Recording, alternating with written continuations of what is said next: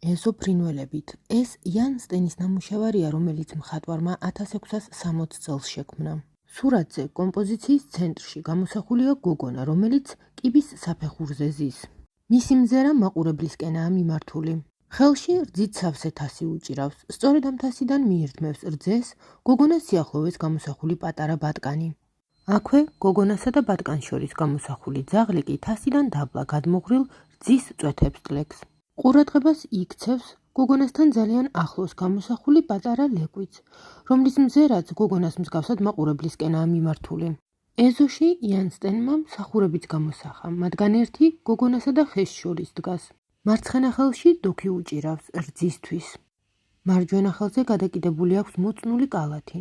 ამავე ხელის თითებით კი საკულდაგულოდ აკეცილ წინ საფარს იჭერს. გოგონას ყურადღებით აკვირდება მეორე მსახური. მარჯვენა ხელში მას კალათი უჭირავს წიწილებით.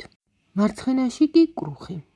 იან სტენმა ეზოში მტრედები, იხვები, მამალი, წიწილები, ინდაური, ქათმები, ხოხობი და ხეზე მოკალათებული ფარშევანგიც კი გამოსახა. უკან ლოქჰორსტის სასახლეა გამოსახული. ცნობილია გოგონას ვინაობაც.